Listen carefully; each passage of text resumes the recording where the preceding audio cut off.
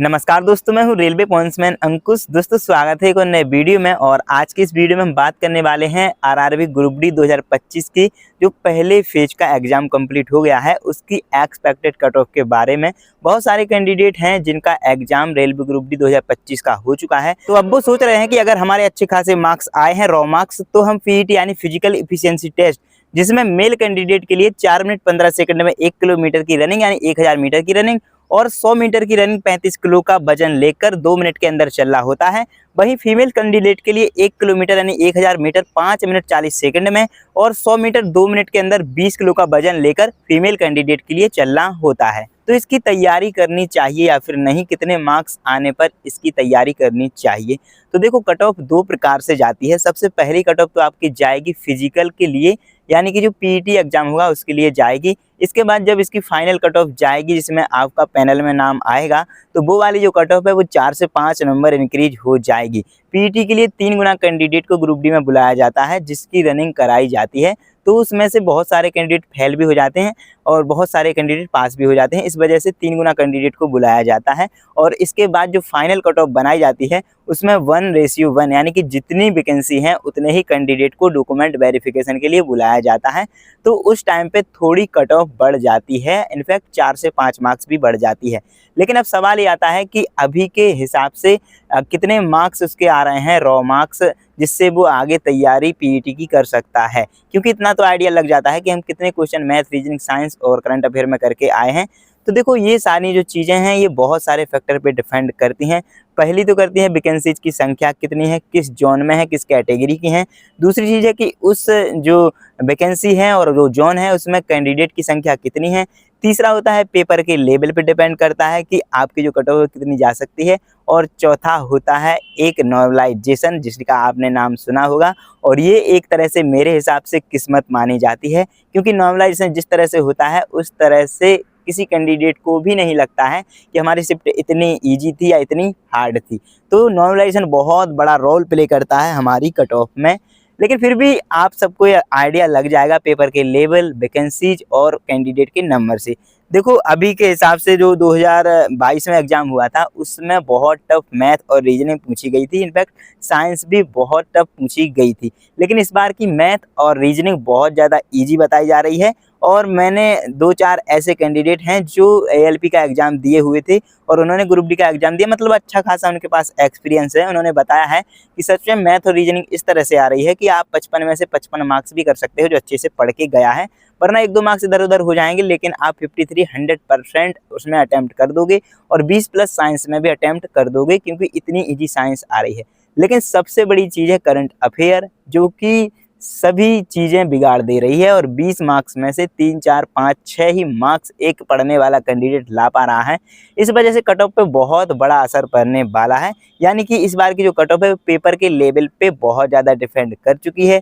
जो current affair इसमें GK की जगह पूरी 20 की 20 करंट अफेयर पूछी जा रही है, इस वजह से ये सारी चीज़ें बदल चुकी हैं। अब आखिरी जो चीज़ है, देखो फेज 1 का यहाँ पे एग्जाम हो गया है, फिर फेज 2 चलेगा, फिर फेज 3 चलेगा। तो इसमें अभी तक तो जो फेज 2 शुरू हो गया है उसमें भी कोई भी बड़ा बदलाव देखने को नहीं मिला है। जैसा 27 और 28 नवंबर से एग्जाम का पैटर्न चला आ रहा है, जिस तरह से लेवल के क्वेश्चन पूछे जा रहे हैं, सभी क्वेश्चन उसी प्रकार से चल रहे हैं। तो इस जो फेज 2 है और फेज 1 में कोई अंतर देखने को नहीं मिला है और हमें उम्मीद है कि फेज 3 में भी कोई भी अंतर देखने को नहीं मिलेगा। तो इसमें नॉर्मलाइजेशन का फर्क सिर्फ उस जगह पड़ेगा जिस शिफ्ट में करंट अफेयर ज़्यादा हार्ड पूछी गई होगी और ज़्यादा डीपली पूछी गई होगी और ज़्यादा पहले की पूछी गई होगी। क्योंकि अभी तक मई, जून और जुलाई 3 महीनों से करंट अफेयर के क्वेश्चन पूछे जा रहे थे, इसलिए बहुत सारे कैंडिडेट ये पढ़ के अच्छा खासा अटैम्प्ट उसमें कर ले रहे थे। लेकिन अच्छा अटैम्प्ट करने का मतलब ये भी नहीं है कि हर एक क्वेश्चन उन्होंने सही कर दिया हो। ये भी जरूरी नहीं है कि पूरे के पूरे क्वेश्चन है 90% क्वेश्चन उनके सही हो सकता है बहुत ज़्यादा क्वेश्चन उनके गलत हो गए हों। और 1/3 की जो माइनस मार्किंग है उस वजह से उनका स्कोर जो है बहुत कम हो जाएगा। चलिए अब डायरेक्ट हम एक्सपेक्टेड कट ऑफ की बात कर लेते हैं। देखो, सबसे पहले हम हमारे जो 4 कैंडिडेट से हमने पूछा है उन्हीं की बात करते हैं।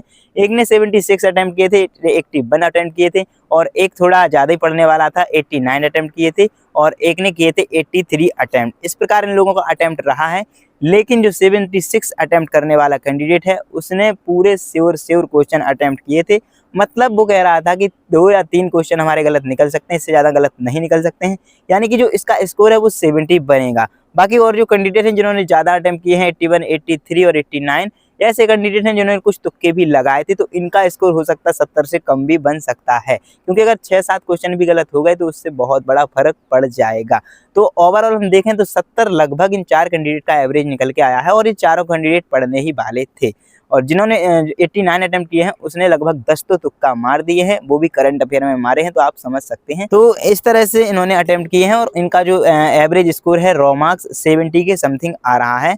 अब ऐसे ही जो कैंडिडेट हैं जो मैं जहाँ पे वीडियो के थ्रू एनालिसिस हो रहा है, रिव्यू लिए जा रहे हैं छात्रों से, वो जो बता रहे हैं, तो देखो कॉन्फिडेंस एक अलग झलकता है। और जो ऐसे ही एग्जाम देने जाते हैं और अलग से ऐसे ही बता देते हैं कि 90 अटेम्प्ट किए, 95 अटेम्प्ट किए, 85 अटेम्प्ट किए, तो बिल्कुल पूरी तरह से वो सही नहीं होते हैं। और इस बार की जो अटेंडेंस है वो 50% से कम रह रही है। पिछली बार की अटेंडेंस भी 50% से कम ही थी, 40% थी, और इससे पहले की जो अटेंडेंस है वो 60 to 65 रही थी। तो देखो अब मैं आप सबको बता देता हूं कि फिजिकल की तैयारी आपको कब करनी चाहिए। देखो फिजिकल के लिए अभी आपको पता है कि टोटल 32,438 पोस्टों पर वैकेंसी आई थी, यानी कि लगभग 97,400 के समथिंग कैंडिडेट को सिलेक्ट किया जाएगा पीईटी के लिए। लेकिन आप सब एक बात समझ लो कि मान लो पीईटी के लिए आपका सिलेक्शन हो भी गया, लेकिन अगर फाइनल में बाहर हो गए तो इसमें वेटिंग लिस्ट भी नहीं चल रही है, तो आपका ऐसा भी नहीं है कि 1 साल बाद नाम भी आ जाएगा। तो झूठी दिलासा देने से अच्छा है कि आप अभी से दूसरे एग्जाम की प्रिपरेशन स्टार्ट कर दो, या फिर अभी पीईटी की तैयारी में अपना समय बर्बाद मत करो। तो देखो जो रॉ मार्क्स निकल के आ रहा है कैंडिडेट का, जनरल वालों का मैं बता रहा हूँ 70 निकल के आ रहा है। तो अगर आपके मार्क्स 70 के समथिंग बन रहे हैं जनरल वालों के, रॉ मार्क्स में बता रहा हूँ, तो आप डेफिनेटली फिजिकल की तैयारी करिएगा, क्योंकि फाइनल सिलेक्शन भी आपका हो जाएगा। जैसा भी नॉर्मलाइजेशन होगा, कैसे भी करके आपका फाइनल सिलेक्शन हो जाएगा, आप फिजिकल की तैयारी कर सकते हैं। वहीं जो ओबीसी वाले कैंडिडेट हैं, तो अपने 3 मार्क्स 2 मार्क्स कम करके फिजिकल की तैयारी कर सकते हैं। अगर 67 और 68 के समथिंग रॉ मार्क्स आपके बन जाएंगे तो आप फिजिकल की तैयारी कर सकते हैं। और वहीं एससी एसटी वाले कैंडिडेट अगर 65 के समथिंग रॉ मार्क्स आ जाएंगे तो ये लोग भी फिजिकल की तैयारी कर सकते हैं।